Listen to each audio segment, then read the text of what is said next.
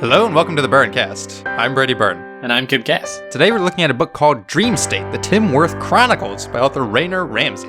As always, any criticisms directed towards the authors and work that we discuss are exaggerated for entertainment purposes and are not meant to be taken personally. Thank you for listening, and we hope you enjoy the show.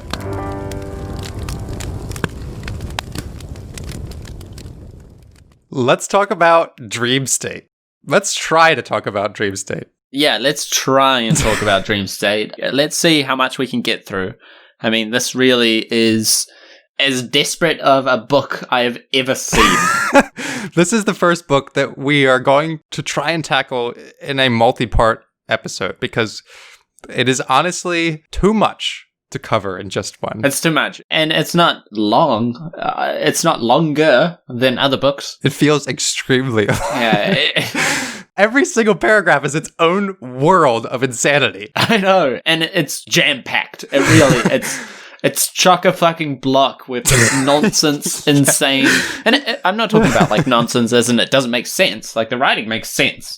But the ideas that are coming through are insane. Like the ideas, the dialogue, the continuity of the story. Like what is going on? Honestly, probably the most insane thing we've ever read. Yeah. And I know we say that a lot, but this time it really is true. You know, usually when we're talking about books, we're on one side of the fence. We're like, oh, this is so cliche, or this is just so boring, or it's just exposition. This, on the other hand, I couldn't write a book if I was trying to write something to like be bad. Like if I was trying to, parody. But, like, yeah, I couldn't do this. This is brilliant. I mean, it's like it's on another level. Yeah, it really is. It's doing something that I couldn't hope to do myself. So in the end, this book might be a stroke of genius. We just don't know. Because actually, at the time of recording this, we haven't finished it. No, we're about halfway through. Yeah, we decided we would do this in a multi-part episode because we honestly don't think we could cover it in any sort of structured, normal fashion. Yeah, and there's just so much goodness in here. Like, honestly, buy the book. I haven't finished it yet, but, like, just buy it. It's great to read. It's fucking it's entertaining as hell. Like, it's like watching a burning man try to do comedy. Like, he's, like, standing up in front of the stage on fire, and you're like, you can see him burning, and he's trying to tell jokes. And you're like, bruh, don't you want to put yourself out or something? Like, your jokes aren't landing. And he's screaming in the middle of it, please, put me out. But at the same time, he's like cracking wise, I know. I feel like this may have beaten the BurnCast. It might just beat us, yeah. But, Kim says buy this book, and I'm going to hesitate with that because this is not our regular, book we found randomly on Amazon for 99 cents. This book was $6.99. Yeah, it even cuts you in the chest when you're purchasing it. You're like, oh, $7. Oh, that's a little bit steep. And then you open the book and you're like, and you shat on the pages. Like, So this book was $6.99 for a Kindle edition. For a Kindle edition, which is a hefty price for what we usually pay. But we decided that this one was going to be worth it. That's like at least 3 China strikes, Yes. And remember, we mentioned the original China Strike episode was 3 hours long. So we were damn well going to stretch this thing for everything it's worth. So, first of all, this book is our first to come from an author out of Kim's home country of New Zealand. Yes. Now, Kim, explain yourself. On behalf of all God-loving and fearing Kiwis, I just want to say I am deeply sorry for whatever this is.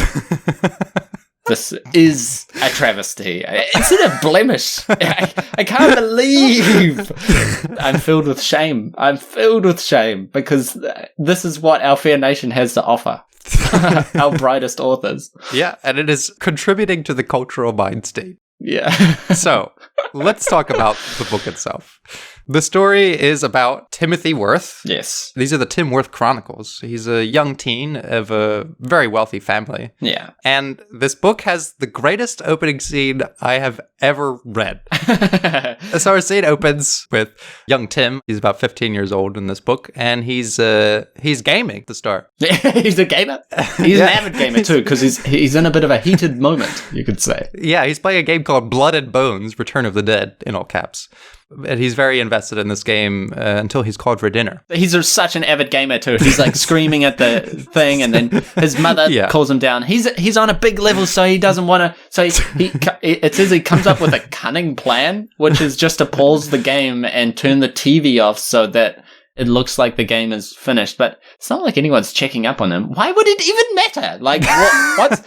Yeah. And then, like, they come down to dinner. The whole dinner scene is described in terrible detail, down to the fact that there is a fucking ice sculpture on the dinner table. Yeah. And that's the first sign of things getting weird for me, is that this family, I guess they're super wealthy, but who has a goddamn ice sculpture on their dinner table? Well, they're rich, Brady. They're wealthy. They're the elite, yes. Come and sit at our family dinner with our ice sculptures and our golden platter. And they have their strange dinner. Where there are so many things to talk about here. First off, he like rips into the fucking meal. Like it says, like Tim grabbed a plate and moved in for the kill. First veggies, then meat, then drinks. All of it was so satisfying. Forkful after forkful, Tim devoured every last piece that he had taken for himself. Slow down, son, snapped Tim's father. You'll choke otherwise. And then it just says, like. And then his mother gives him a look of disgust. And the description of all of this is so strange. It's like the look on her face was one which would kill. What? Yeah. It's giving us our first glimpse into the savage mind of Timothy Worth. He's a fucking psycho. Like, oh my god. It's breaking me. So, I'm broken. I'm shattered to pieces. And so Tim has his dinner and he goes back upstairs to game, but he finds out that his annoying sister Jody has turned it off, which greatly angers Tim. Yes, of course. And a classic brother-sister relationship here. The elder sister and a little brother not getting along very well at all. Now, at this point, Tim feels that he needs to get back at her. And what he does borders on absolutely psychopathic. Yes, but just, I want to interrupt again and just say, on the scale of insanity, what we're talking about in here, like... it's so... Oh, my God. It's so stupid. He fucking... Oh, my God. Let's go. Let's do it. Okay, this is the point of no return, just for those listening. There's no exit on this ride until we're finished now. So that evening, Tim methodically gets himself latex gloves, and he pours bleach all over his sister's hair while she is asleep. And then he waits for the morning, and knowing that his sister might discover his revenge too early, he wakes up extra early to shower first so that the mirror is all fogged up in the bathroom. So she won't be able to see herself. Yeah. And then when she comes out of the shower, she notices that her hair is completely bleached white. And what the fuck? Okay, firstly, how do you bleach someone's fucking hair without them noticing in their sleep? It's not like he had some, hair bleaching product. It just says he used straight bleach. So he just just went in there and just could have dumped bleach on his sister's... Okay. He knows the danger of bleach. That's why he got the latex gloves. Yeah, he got the latex gloves for himself. But he just put that on his sister's head. No problem. No problem at all. And so you're thinking, okay, maybe Tim is a bit of a psychopath, right? But then you get a glimpse into his family's mental state. Because Timothy, the next morning, he's laughing his psychopathic ass off. Yeah. And this is where his dad congratulates him on his wicked sick payback scheme. Yeah. Telling Tim how proud he is for standing up for himself. Yeah. As angry as I am, I have to admit that I'm a little proud of you for standing up for yourself. Bravo. What? Bravo, son. Good work with that bleaching of your sister's hair. You really pranked her good. And it says, Tim's heart was full of happiness and adrenaline. That's your opening scene. Yeah, okay, let's get back to the BurnCast speciality, which is being really, really kind to books that don't deserve it. All right? Yeah. So what do we have here? You've set up the family dynamic, albeit a very insane, crazy one. And you've got young Tim Worth, perhaps a bit of a troublemaker. Perhaps he'll learn a little bit about, causing trouble. Yeah. Perhaps he'll tone that down. And so at this point, we're happily... we're happy to accept. And then it hypes up the insanity again, because as soon as he jumps on the fucking bus, yeah, we're introduced to another fucked up character. That's an important thing to note about the actual reading of this story, is that you have no fucking time to breathe. As soon as you think, all right, something insane has happened, we're gonna get to the next scene, and maybe it'll be like a few more pages before the next piece of insane. Every fucking thing. Everyone in this book is from another dimension. Yeah. As soon as Tim gets on the bus driver also congratulates Tim on his payback for his sister. Yeah. And he talks about how he made a bet with someone named Chad. Yeah. That Tim would never stick up for himself. So now the bus driver owes Chad $20. Okay, firstly, you have, the context is insane, but the dialogue is also really cliche. And so the bus driver is, of course, like, hey, kid. And then Tim's not paying attention. He's like, kid. And he's like, getting on the bus? And he's like, oh, yeah. And then Tim says, to my home away from home, school. Like, excuse me? Like, what?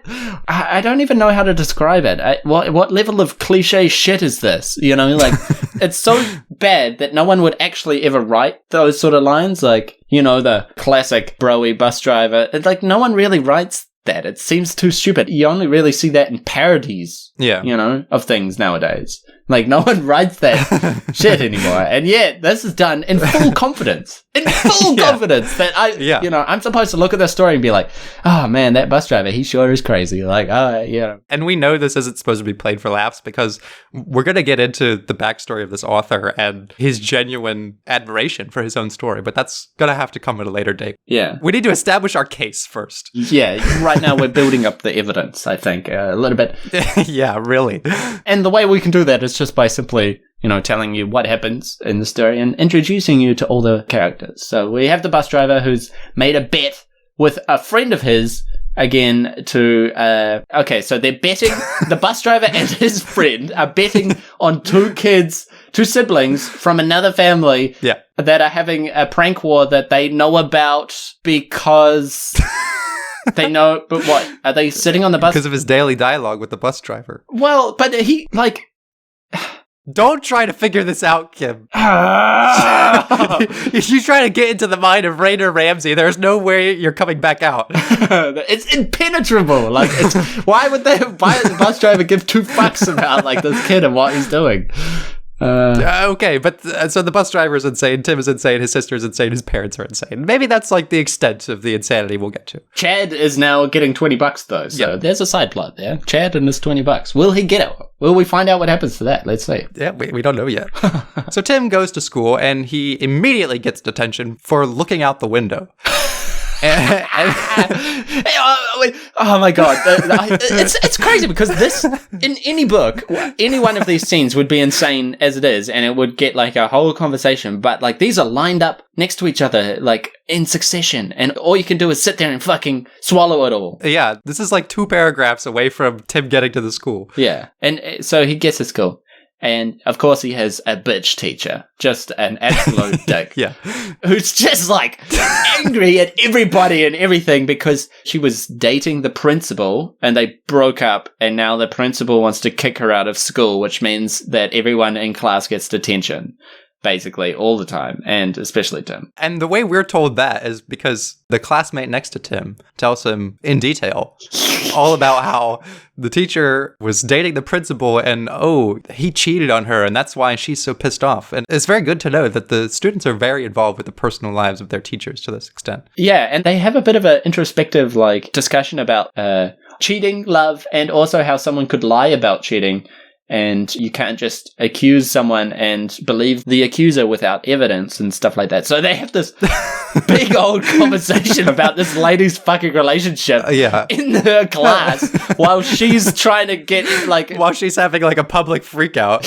She's having a public freakout, handing out detentions left and right, and these two fucking cretins are sitting there going, yeah, the bitch got cheated on real hard. Like, oh, how do you know that's true? Like, none of it is believable. Who are these people? Why are they talking this way? Like, I don't know, because after the public freakout, Tim sticks around after class because he notices his teacher crying, and he asks if she's all right. Yeah, and he says he's gonna sort it out. He says this. He's like, "Don't worry, miss, I'll sort it out." Like, what? What are you gonna do? Doesn't matter. Move on to the next scene. Move on. Go. So yes, the teacher tells him, he has even gone as far as turning most of the other teachers against me, all because he is jealous that I still work here. And Tim says, you keep holding on to that life raft, Miss Backfield. I'll figure out a way to help you. And she says, oh, Tim. And then he says, gotta go to my next class. And then he slams the door shut behind him. And then Miss Backfield says, such a nice boy. I'm sad that he's failing nearly every class. Miss Backfield pulled a tissue out of the box on her desk and wiped away the tears. And it's like, from what I have seen, Tim is not a nice boy at all. No. Not only is he not a nice boy, he's borderline psycho. He's not, like, emotionally considerate to anyone around him. No. And then this is supposed to make me think that he's a fucking gentleman and that he's like a hero. Like, what? This is also an empty promise because he doesn't do shit about Miss Backfield. No. In fact, he buddies up with the principal the second he's in the scene, but we'll get to that. Yeah! What? So much for that fucking B-plot. This book has a constant struggle with itself to present him as both vengeful, but also like the most moral person on the planet. Yeah. And it's very strange to see that unfold. And I want to bring something up here because, you know, we haven't read the whole book. And I guess we can make some predictions about what might happen. But I am wondering, how do you write a book like this? I mean, because do you just write scene after scene and just never look back? Like, you don't care. Yeah. What you write is fucking excellent first time, and you just keep going. Like, you don't stop to think, okay, like, I want this story to be about a kid who struggles with his morals, and I want to establish very early on that he has a bit of a temper, and I want, you know, people to see past that in him. I want his teacher to recognize that he's actually very good deep down, and then, you know, later I'll reveal the internal struggle that Tim has to be both good but not compromise on what he feels he deserves. No, fuck all that. Yeah. No, fuck all of that. This book doesn't give a shit about any of that stuff. No. B-plots are thrown out and discarded sentence by sentence. Yeah. And not only that, but, like, even the main plot, it doesn't give a fuck about that. Oh, no. We don't get an actual main plot until 60% of the way into the fucking book. I mean, okay, but I'm talking about, like, following Tim, because what happens in this book is that we follow Tim around, and the things that are in his head, his priorities, and what's going on around him don't add up. Like, they don't flow on. Like, things change, you know? Yeah. 1 minute, you know, he's being chased by the police, and the next minute, that threat is gone. Like, it's just over. Yeah. So Tim goes to his next class, and his other teacher is also insane. It's so stupid. So has this person ever seen a science teacher before? Has he ever been in a science class? The stuff that he describes as science isn't science. The teacher just makes them walk into a mirror, and then it says he uses the mirror to melt something, and then he melts water, and then fills up a water gun with water and sprays it, and that's a science lesson. Yeah. What is that? What is that? Well, that's not a science. That's before that. You're skipping one insane thing that happens before that, even. Everything is insane. Everything. It's not as if he goes to the science class and something insane happens there. We move on to the next one. No, multiple insane things happen in succession in every single scene. The first thing that happens when he gets to the science class is that he tries to sit down in his chair, but the science teacher has pranked him by replacing his chair with one made of styrofoam. Yeah, oh my god. Because you just do that, right? And Tim falls on the ground and everyone has a good laugh. And Mr. Harrington says, I thought you had learned that all good pranks come in 2 or 3 waves. Tim says, guess I'm not as good as you, sir. not from what I've heard. Apparently, you pranked your sister quite significantly today. What? What? Why does this fucking science teacher know about this? He's probably Chad. It's probably Chad, man. Yeah, could be. It could be. Okay, so that was a scene. And then we got into the hallway, and no time at all before the next insane thing, Tim gets confronted by his sister's boyfriend, Maxwell. And he starts bullying him for fucking up Jodi's hair that morning. We get a classic scene in which Maxwell beats the shit out of Tim, and a big crowd of kids forms behind him to cheer him on. Yeah, and not to mention, but Jodi is also like, yeah, fuck him up. Yeah. Fuck him up.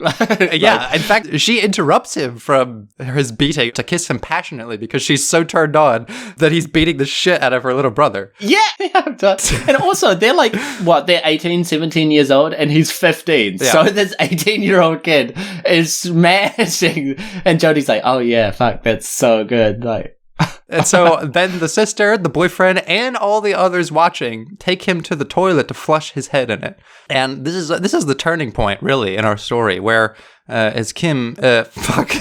It's Kim. Do not put me. Do not insert me. Do not dare. Well, you are from New Zealand. You could be Tim. I'm Kim Worth. You're Rayner Ramsay. Yeah, this is actually my book. So Tim is allowed to leave school early that day, and Maxwell receives no reprimandation. Yeah, and that's one of the things that, I mean, like, as if you're not raising your eyebrow the whole time, but like, what? So this kid just fucking beats the shit out of this other kid, humiliates him, puts his head in a toilet, and they acknowledge it later on. Oh, yeah. They're like, yeah, I heard what happened to you and stuff like that. And everyone's just like, damn, Maxwell got you good. Yeah. And it's like, what? You're not going to do anything about that? Like, full well? No. There are no consequences to any single action in this story. Anyone's anything. It's literally like, as soon as the scene is over and he goes somewhere else, it's like reality follows him. Yeah. Anything that happened before just freezes and nothing happens. Yeah. Because only things can happen around Tim Worth. Yeah. So he leaves school and he starts thinking, goddamn school, goddamn life. Why do I have to be trapped in all this shit? And then he starts to think about killing himself. Yeah, so fucking one toilet flushing and he's fucking suicidal. They turned his game off, dude. They turned his game off. He's like literally the ultimate prankster. Yeah. People are betting on his pranks. The bus driver and Chad are betting on his pranking war. And then he gets one flushy and he's, what? He's like, oh shit, life sucks now. I gotta kill myself. And they even acknowledge it in the book because he's like, my life was amazing up until this point. Yeah, it says, he decided that catching the bus home just wasn't worth it. No, he wanted to walk home so he could clear his head, but all that ever passed through his mind was of not wanting to carry on anymore. Suicide had never occurred to him before since he had led such a healthy life. Now, though, it seemed like a powerful idea. So he made a plan to escape everything. And so he goes home. He opens up his social media page called Blog It, which it says is the only site that Tim knew of where people could speak their mind and never have to fear what others would say. Yeah, that sounds like social media. Then he started typing and didn't stop. He wrote about how great his life had been up until recently. He wrote next about how life no longer interested him, that he was going to end it all that day. I imagine this blog post to be like, my life was so kick-ass, I was the ultimate gamer, and now I got a flushie at school, and now I'm gonna go, like, just, yeah, like, and he describes why he's going to kill himself, too. So I imagine he was, writing about how awesome his life had been. He's got fucking ice sculptures on his dinner plate, and then he's writing about how his sister turned his game off, and he got a flushie. And then that's when you decide to end it all. Oh my god, my stomach hurts. And so Tim goes to the medicine cabinet and eats every pill in his house. just scoffs everything. He just fucking won it and done it. Yeah, just eat everything. We'll see if one of them does the job. Yeah. So then we get this nice little stylistic writing technique where in the middle of the text it says in all caps, "Meanwhile, back at school." I wrote in my notes, he's gonna kill himself because he got toileted, LMAO. Meanwhile, back at school. Yeah. It's written like a comic book movie or something, and I can see the influence. Yeah. But even like the worst comic book movies, they wouldn't do that. They wouldn't set up a suicide moment and then be like, meanwhile, back at school. No. Like, it's just the rudest interruption. Yeah. And so, meanwhile, back at school, Tim's sister sees his suicide note online, and she almost rushes home, but Maxwell convinces her that he's just faking for attention. And she's like, alright, fuck Tim. So, Tim dies, and a message pops up on his computer screen that says, again in all caps, "Your death cannot be allowed. We will not allow you to die by your own hands, Tim Worth." And then the power goes out, and that's the end of the first chapter.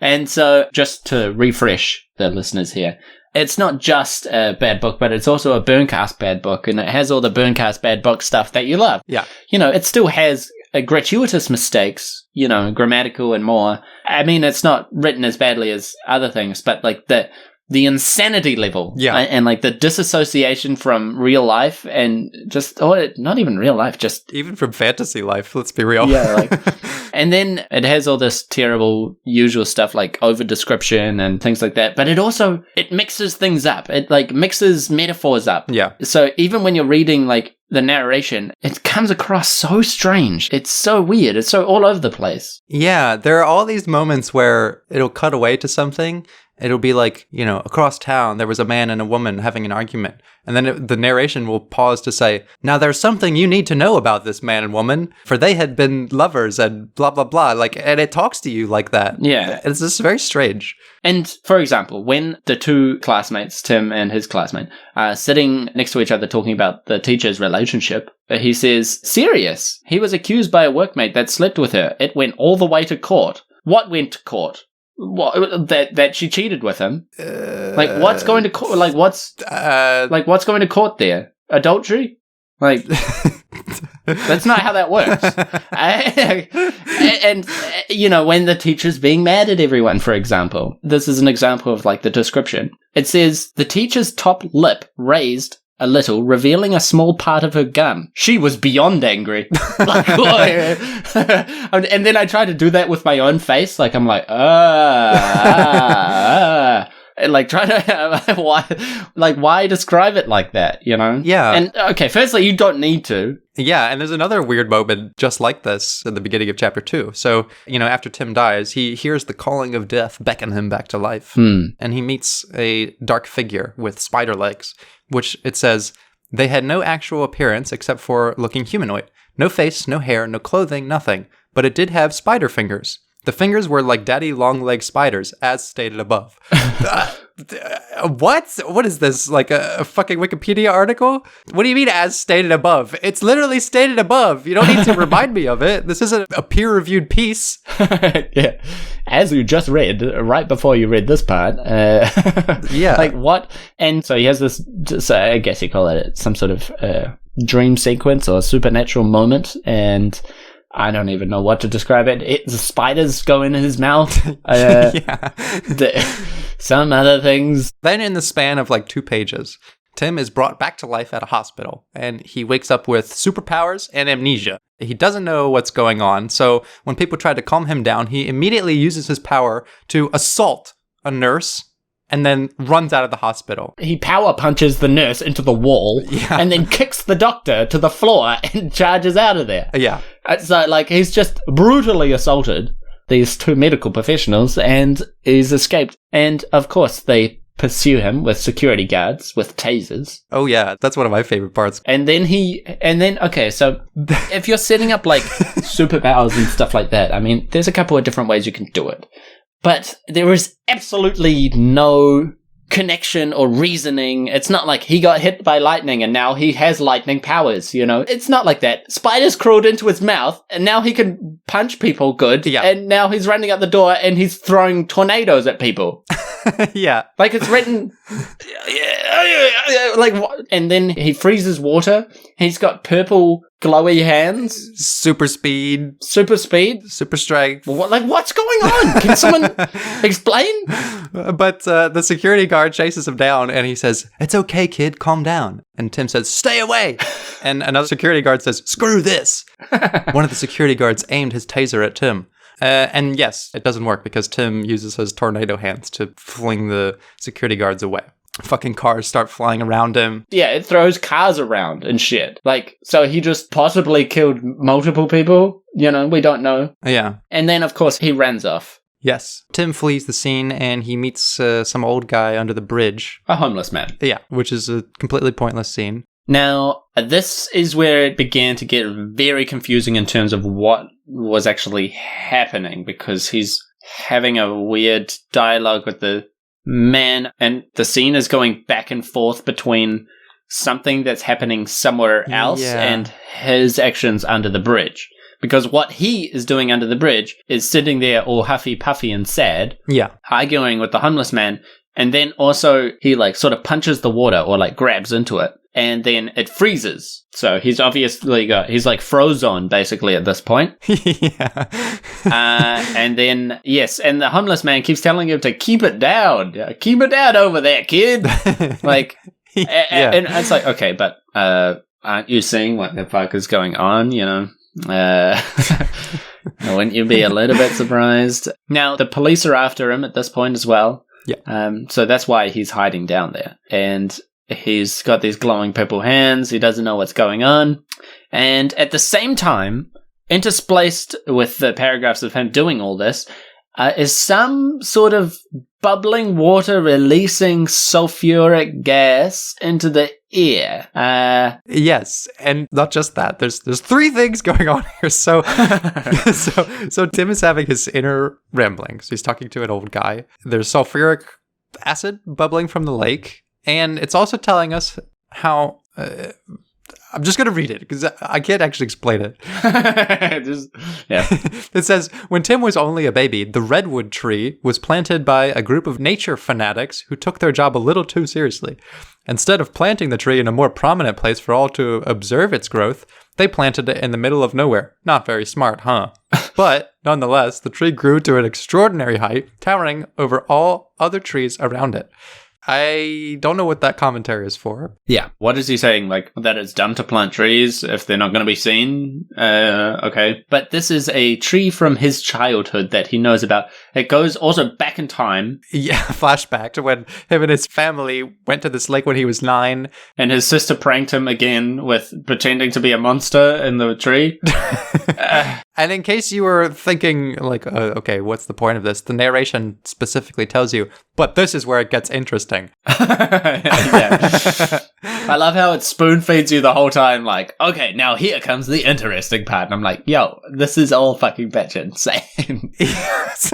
Okay, by this time, you're sort of getting, like, used to the insanity of it, right? You're just expecting every scene to be insane. But it's constantly subverting you with more insanity. Yeah. So Tim climbs the tree. And he's watching this sulfur cloud. Yeah. Okay, so let's set up this next scene. He's at the top of a tree, and there is a sulfur gas cloud that's bubbling up from a lake. Yes. And there's a party going on close to the lake at like a lake house. Yeah? Yes.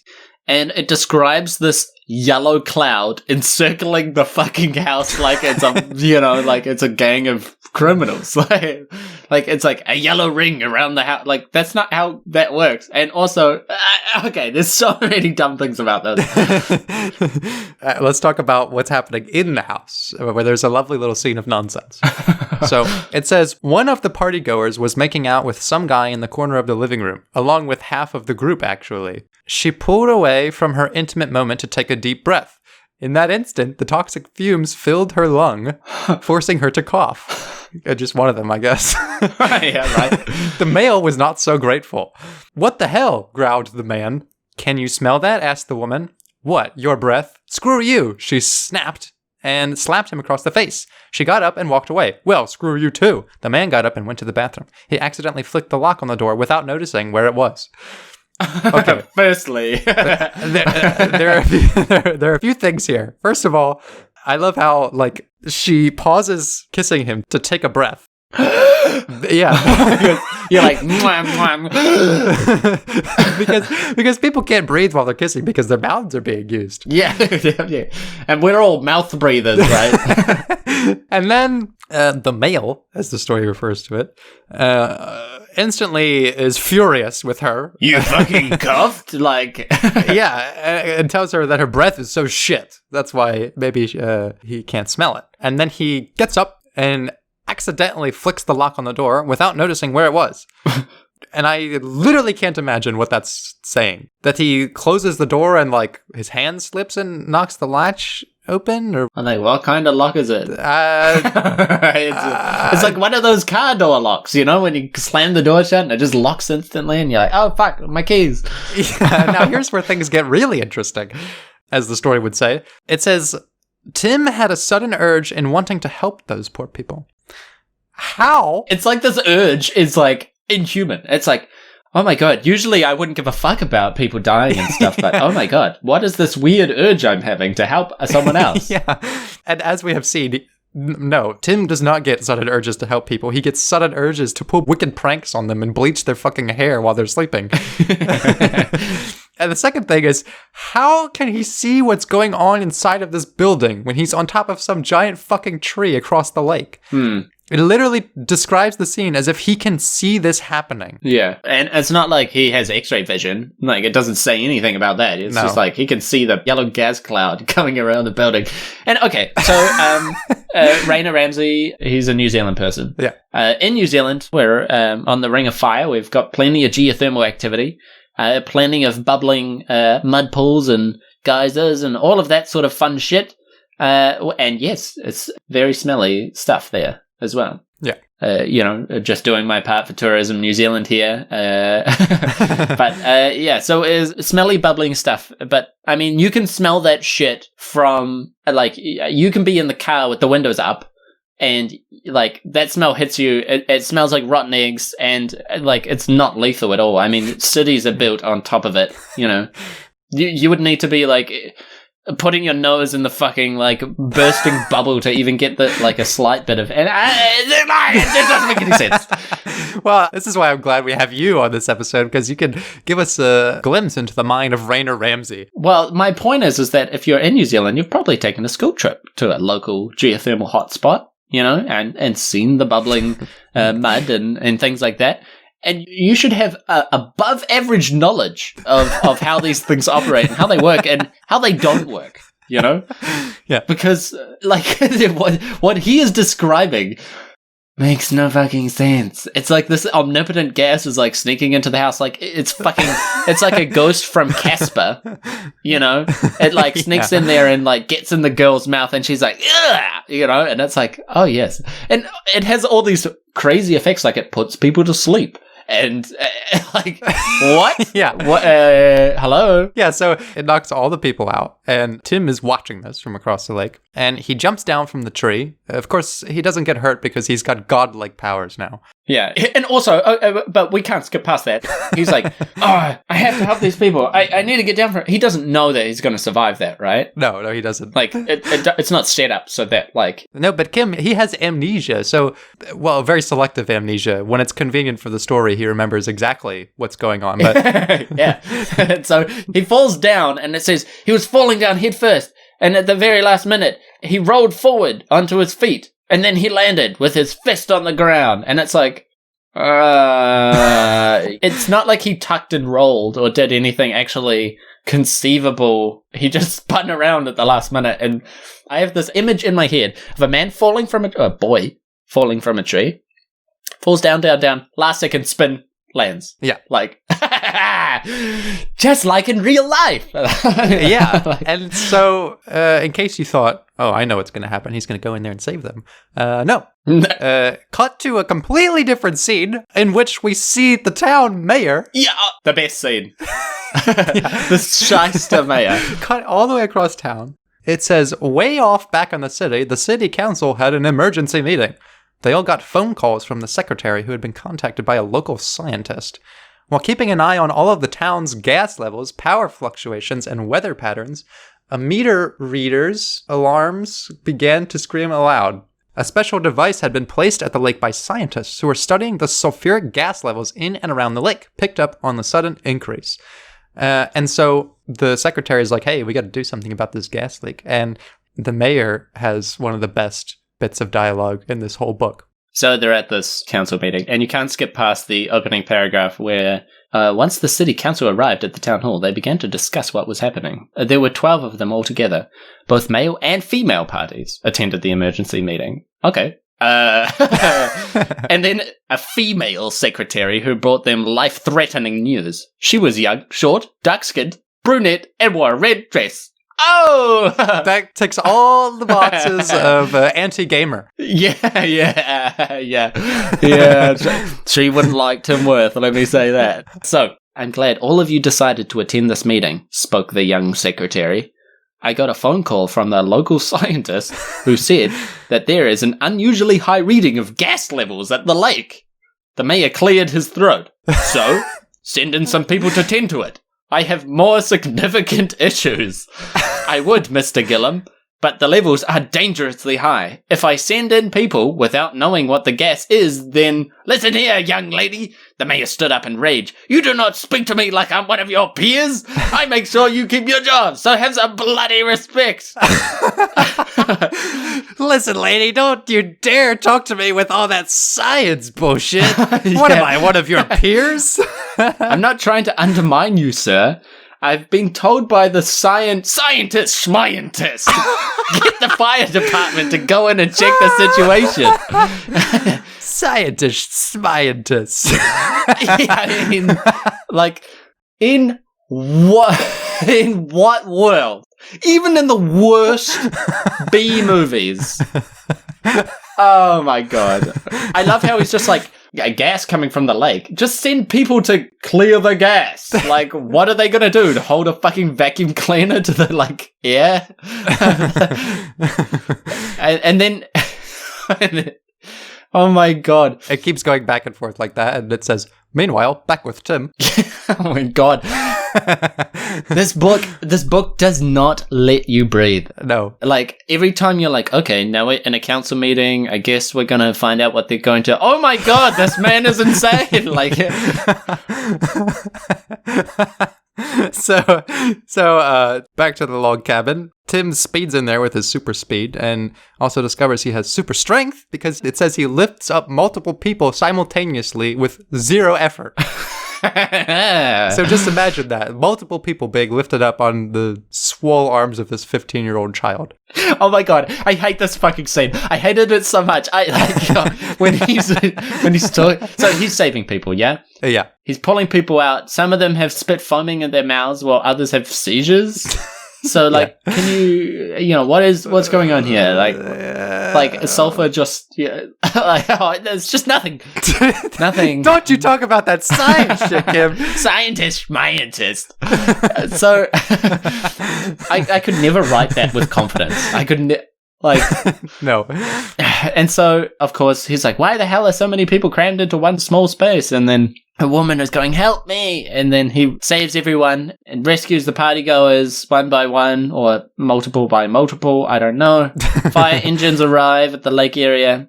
Well, wait a second. Why would he send the fire department? All they know is that there's a large concentration of gas at this lake. They don't know about the cabin full of people, but they send the fire department to save them, even though they don't know they're in danger?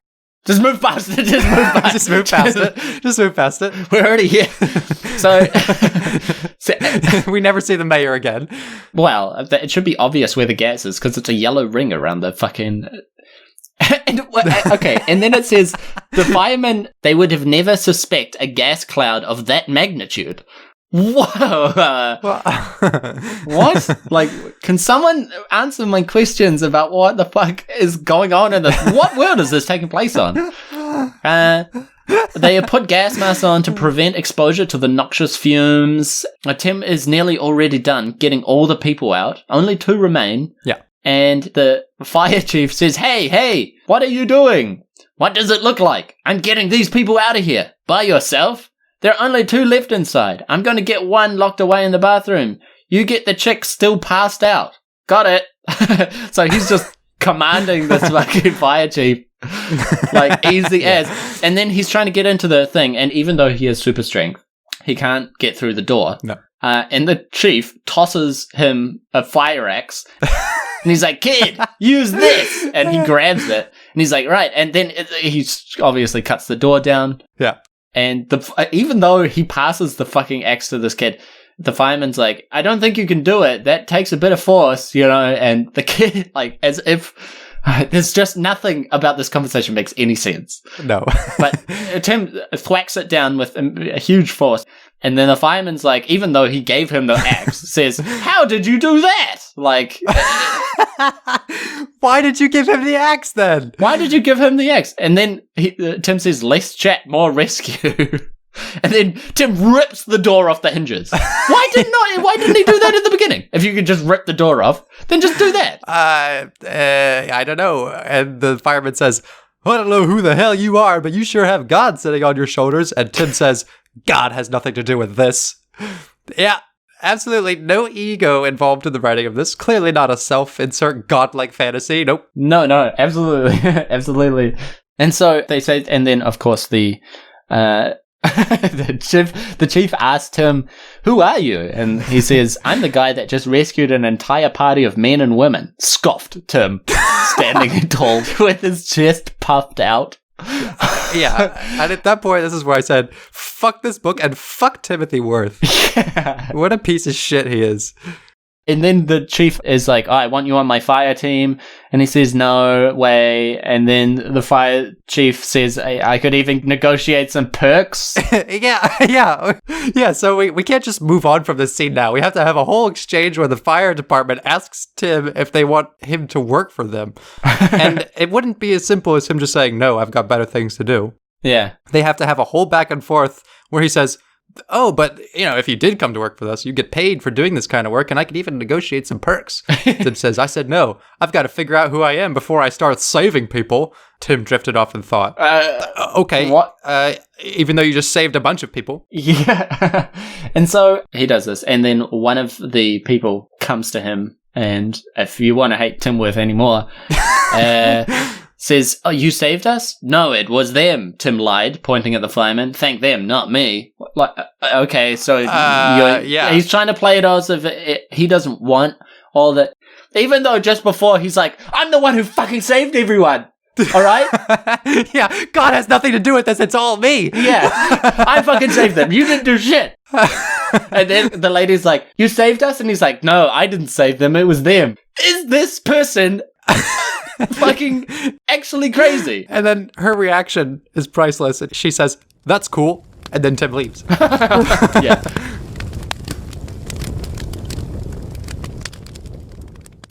So, okay, you would think that's got to be the end of the scene. No, it isn't. It's not the fucking end at all. No. The next part, Tim falls into a ditch and he gets all dirty. Now, this is how the book is going to connect the plot back to any semblance of itself. And so he falls in this ditch. He gets all dirty. And then the smell of the dirt on his arm reminds Tim of the smell of a toilet, which reminds him of being dunked in the toilet.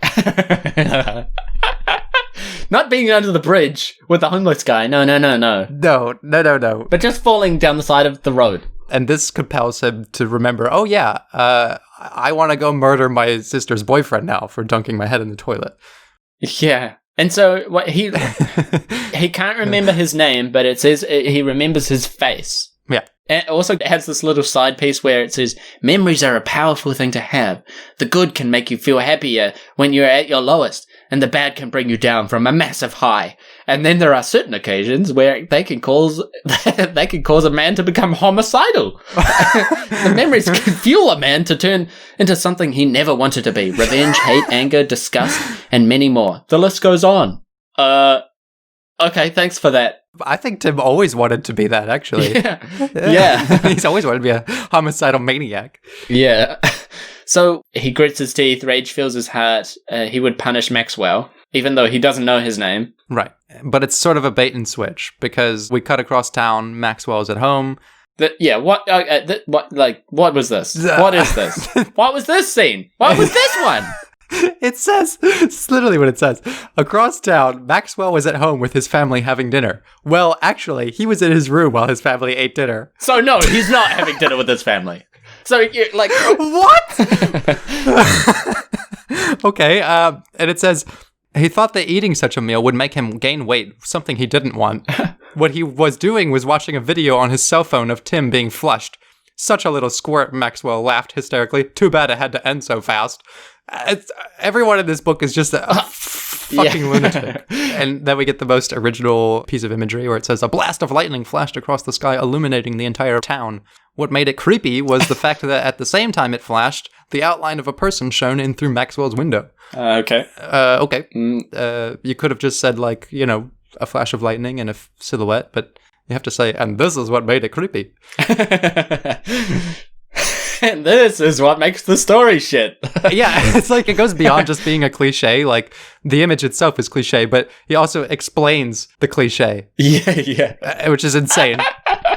Okay. And it says, Jesus, Maxwell whined, and the power goes out. Now how am I going to check my emails and watch funny videos of people hurting themselves?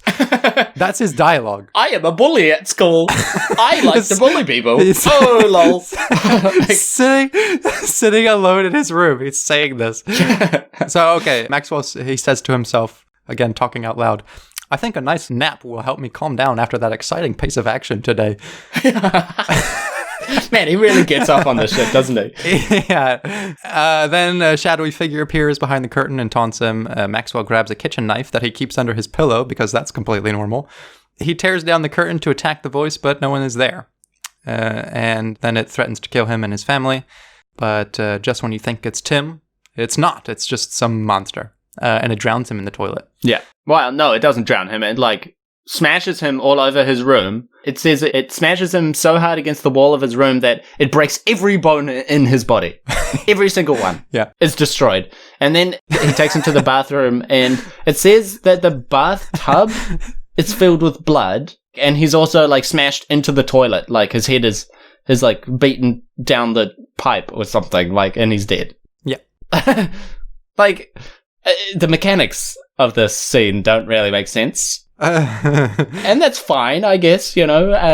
And now, of course, Maxwell has gotten his just desserts for flushing someone's head down the toilet, which is, of course, being absolutely brutalized and murdered. Yeah. As Tim Worth might want. Yeah, as he probably would have done himself if he could only remember his name.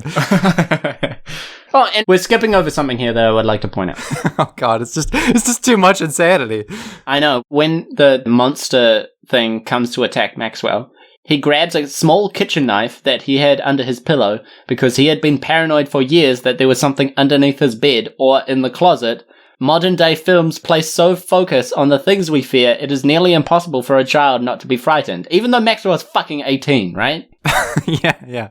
He's not a fucking child, but he's scared of things in the closet. And it also says that I really hate to tell you this line, but this is the level of writing we get. The knife was as sharp as any other kitchen knife you would come across. Wow, what a great piece of information to tell me. So the kitchen knife was as sharp as any other kitchen knife. Not more sharp, not less sharp, just as sharp as any other kitchen knife in the kitchen knife directory. So, you know, if you were imagining about the sharpness of the knife, it's the same. Yeah. So, and then, of course, yes, he's killed. And that's finally the end of chapter 2. And now, chapter 3 starts off with Tim wandering back to his house, still trying to figure out his memories. And we get the scene where his parents are overjoyed to see him, but he doesn't remember them yet. So they try to, like, give him hugs and tug on him, and he freaks out. And they say, you have amnesia, Tim. Come with us to the hospital so they can treat you there. I'm not going back there, Tim yelped. And then a blast of purple energy shot out of his hands. It was exactly like a basketball. Oh, okay. Okay. So then Tim's dad forgets that he's happy to see his son and immediately scolds him for attacking the nurses at the hospital. And then Tim threatens to murder his dad because he says, get your hand off me now, or what? Tim's dad says, his patience wearing thin. Tim took hold of his father's hand, then squeezed tightly. A surge of pain forced his father to his knees. Back off, old man. You have no idea what I'm capable of. Yeah, this book is fucking gamer's revenge, I swear to God. Yeah, he says, please, for the love of God, let go. And Tim says, why should I? And then his mom is crying, son, let your father go. So by this point, Tim has gone into full demigod psychopath mode. Full gamer mode. He's absolutely gone gamer crazy. Yeah, he's drunk on power and he hungers for his next victim. And the father is like, he's not my son. Yeah, so his mother tries to tell Tim what happened, calming him down. She's like, well, you tried to kill yourself. And he's like, what is suicide? I would never do that. Even though it says, what is suicide here? But a wee while ago, when the doctors are like waking him up and stuff, they tell him, oh, you tried to commit suicide. And he's like, oh shit, I tried to commit suicide. Like he knows at that time what suicide is. And then he's asking his parents what suicide is here now, unironically. Kim, what you're talking about is called continuity. Oh. And you're going to be hard-pressed to find any in this story. Right. So Tim's parents calm him down, and he thanks them for supporting him. And Tim's dad says, no problem, kiddo. That's what we're here for. Support. Says the man who grabbed his arm moments ago and told him, or what? Yeah. And so, no time to breathe. Again, before we see the next scene, Jody gets the news that her boyfriend Maxwell is dead. And at this point, Tim passes by Jody's room and tries to ask if she's okay. And she screams at him to get lost. And this is also a point where the story forgot that Jody never learned Tim was still alive. Yeah, he's just back in the house now. Yeah, she ought to have known already about him being hospitalized and that his suicide was real. Completely skips over her finding out he's still alive, and she jumps right back to, get lost, twerp. Yeah. And then I feel like I just keep saying, and then. Because the story never fucking slows down for another crazy things happen. So Tim's parents are talking about him downstairs, and this is, again, one of the most baffling scenes in a sea of baffling scenes. But Tim's dad gets himself a glass of whiskey, and he takes a sip. And then he says, this is what he actually says. This is the dialogue. How do we're supposed to support a freak? Yeah. His mom says, he is not a freak. He is not our son. Not anymore, Tim's father snapped. And then he threw his glass into the fire. That thing is not our son. What? What? He just poured himself a glass of whiskey, took one sip, and then threw the whole glass into the fire. Yeah, and what? Okay, so he had some purple power. He did a basketball, and then he used a slight bit of super strength to make his dad let him go. And now his father is going, he's not fucking our son anymore. That thing, like, is completely disowned him already. Not just from being his son, but from being fucking human. Yeah. Like, he's a fucking freak. Like, what a nice dad. Yeah. Then we get this amazing exchange between Tim's parents. His mom says, he may not be our son in your eyes, but he's still my son. And I will not give up on him because he needs me. And then Tim's father says, don't be so stupid, Martha. Yeah. And that's not a typo. Her name is actually Martha. Yeah. Marther. So not only is his mom's name Martha, his dad's name is Marty. Marty and Martha. Why? Marty and Martha. Why? Marty Worth and Martha Worth. Yeah. So next morning, Tim's mom is putting him off to school. And at this point, I started getting worried what the fuck he would do at school and how many people he would murder there. Yeah, I mean. Also, they're sending him off to school. Forget the powers. Forget the amnesia. Forget the death of the daughter's boyfriend. And forget all that shit. Even ignoring all that, Tim was hospitalized for suicide not even a full day ago. And they're sending him off to fucking school the next day. Who the fuck are these parents? The dad doesn't even think he's human. And they're sending him off to school. The mother wants him to be safe. He doesn't recognize them as his parents. And yet he's like, well, I guess I'll just go in their house and go to school. Like, yeah. And, okay. So he's going to school. But, and the cops, they just like, well, nothing we can do about it now, right? He escaped from hospital. So what are we going to do? Go around to his parents' house and see if he is there? Yeah. No, of course not. We don't do that. Nope. Nothing exists outside the scene that's being told right now. Yeah. Even though it was on the fucking news. Yeah, we were told it's on the news. And now Tim goes off to school, but before he can even get there, Jody confronts him, and she blames him for Maxwell's murder, saying that the amnesia is just something he made up to cover for himself. And that's when Tim starts remembering what she did to him, and he has this exchange where he says, shut it! Tim stood up and got closer to Jody. Fear replaced Jody's rage. The person standing in front of her was no longer the little brother she had once tortured. This person had a backbone. If anything, he was now a completely new man. Try me, Jody, said Tim. See how far you get. And Tim smirks. You might want to be kinder to me from now on. You wouldn't want anything destroying your life. What have you done with my brother? And then it says, the Tim you once knew is gone. Say hello to the new and improved Tim Worth. This book's game is revenge. It's actually like, it's fucking, Yeah. I play video games and everyone gives me shit, and I wish I got some video game powers, and then I would fucking go apeshit on my parents, and especially my dad, and especially on my annoying big sister, and I would get my bully at school and fuck everyone. But I would also save everyone, and everyone would love me for it. Yeah, I would also be beloved. Like, Even firemen would offer me super cool jobs with super perks. yeah, and I would be totally Skux Deluxe. So yes, this exchange has revealed that the moral of the story is become powerful and maniacal, instill fear into those closest to you. And if you do not get what you want, stand up for yourself by threatening to murder or ruin the lives of anyone who gets in your way. And I'm sorry, but the father in the beginning, is going, hey kid, I'm proud of you for standing up for yourself. And the bus driver's like, hey kid, I'm proud of you for standing up for yourself. And then later he's like, I'll fucking beat your ass, Tim, if you stand up for yourself. Yeah. Okay, so they go off to school the next day. Another interaction with the bus driver. Everyone's sad because Maxwell died. This is still in chapter 3. Yeah, so It's still the same scene. everyone on the bus is sad because Maxwell died, and the bus driver's like, why is everyone sad? And then Jody tells him everything and says, from what I can gather from the intel I have been given, it is that he was murdered. Murdered? Keep your voice down. Why? I have a feeling my brother had something to do with it. I can't prove it since he has amnesia. Why would his amnesia... Like, he wouldn't confess to it anyway. Like, the reasoning doesn't make sense. Like, well, the best way to prove if someone is guilty of a crime is to trick them into a confession. How would I do that? He almost died yesterday, which brought on the amnesia.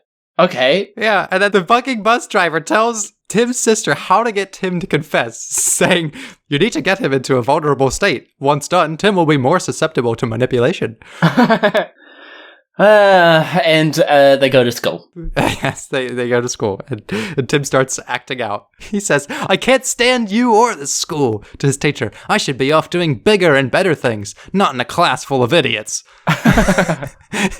And the teacher tells him to pipe down, and Tim gets back with the same thing he's been saying to everyone, like, or what? Or fucking what? I'll fucking destroy you with my basketball hands. Yeah. But what was this first thing where Mr. Harrington... That's the science teacher. Yeah, I hope you're all ready for a fun time. And then pulls out a jar of rotting fruit. Yeah.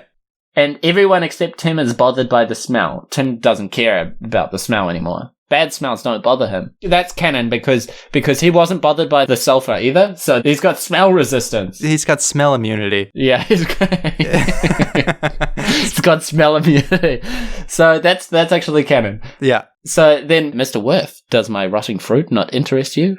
And then Tim smirks and goes, no, it's a rotting fruit. Why the hell should I care?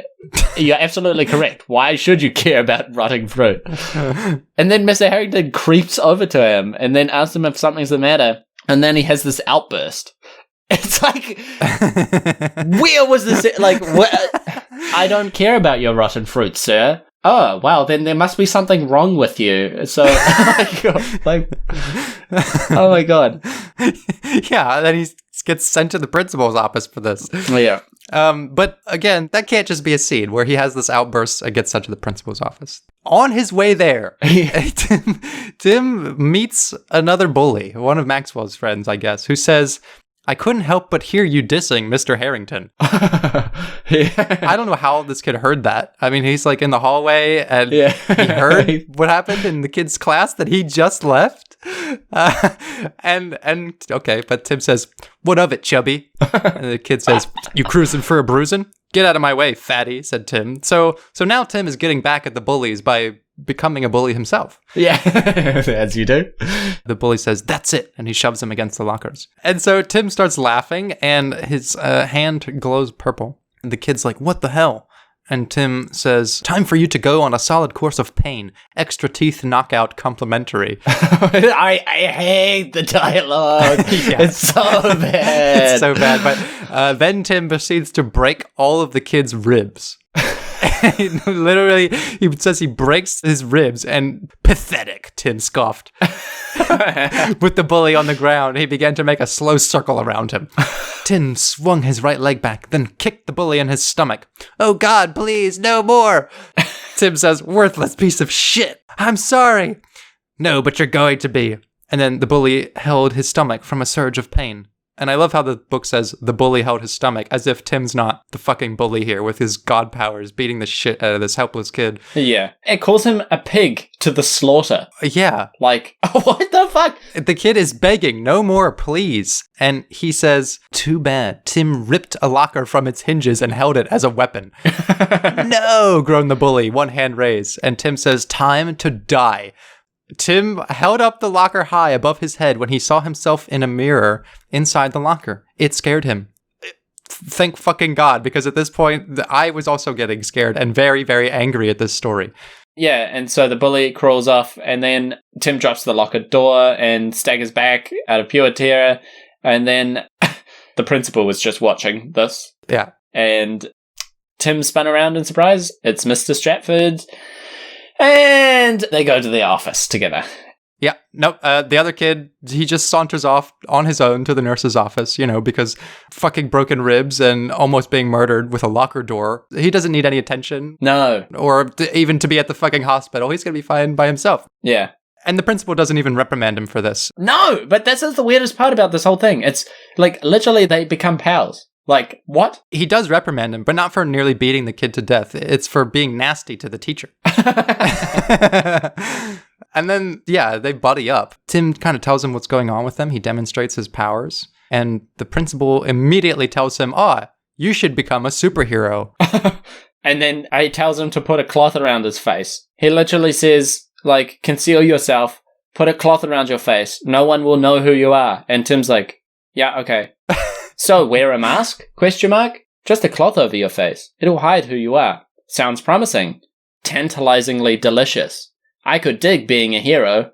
You have no direction as to where your new abilities will take you, and by the way you beat Mr. Hendricks to a near pulp, you are heading in the direction of a villain. Sounds sinister. This is no time to joke. And then Tim thought about it and agreed with himself. If he could pull this off, it could be a real-life superhero. He had everything he needed to become one, and so what could stop him? Mr. Stratford wouldn't tell his secret. Who would believe him anyway? And besides, Tim had already saved a group of partygoers by the lake the night before. If he kept up this good image, then he would go places. All he needed was time. Yeah, so... What? So, okay, let's unpack this. Because you've got the principal. Sees a kid being beaten half to death. Doesn't help the kid. Gets the other kid. Takes him to the thing. Tells him he should become a superhero. Not just be a superhero, but also make it so that people can't find out who you are. Yeah. Because, if Tim happens to go on a loose rampage of murder... Which he will, probably, yeah. Which, as the principal says, would be tantalizingly delicious. What is this dialogue? When I read the tantalizing delicious thing, I was like, this is going to get weird. Yeah. Now, this is where chapter 3 ends, and this is also where we will end for our, I don't even know what to call it, our journey into madness. The mind of Tim Worth. So yes, this is literally only the span of 3 chapters. It's like a third of the book, and we're going to try to unpack the rest over the course of 2 more episodes. Yeah. Now, I don't have much in the way of predictions because who on earth could predict anything about this book? Yeah. Like, I think, honestly, he'll do some superhero stuff. He's probably going to murder someone in a brutal fashion and people will call him a hero for it. Yeah. I don't know what's going to happen with his family, even though the whole first parts were sort of about his family life. I don't think that this book is to the caliber where he will grow as a person and learn to respect his family. No. I feel it's going to be the opposite. He's going to make his family like his submissive bitch. And like, I'm really afraid. Kim, I gotta be honest, I read a little bit further than you, and there is no way to predict where this is going. At some point, it's not just going to be something that we can laugh at. It is actually going to make you angry and concerned. I mean, I already am. His ideas about what is happening in the world, his ideas of good and bad and being humble and being an asshole, like, they're on opposite sides of the fence. But we're going to have to leave it for the next part. Yeah. So stick around. Stick around. To find out the rest of the Tim Worth Chronicles. If you can fucking stand it. Honestly, if you can fucking stand it. We almost basically read the whole thing to you, really. I mean, like... It's hard not to. Thank you everyone for listening and supporting the show. We really hope you enjoyed it. If you did, make sure to subscribe and join in the conversation with us on one of our platforms. You can support the show through Patreon, and more so, by simply sharing the podcast with your friends. If you have a book you want to suggest, just message us anywhere and we'll consider it for the show. Thanks.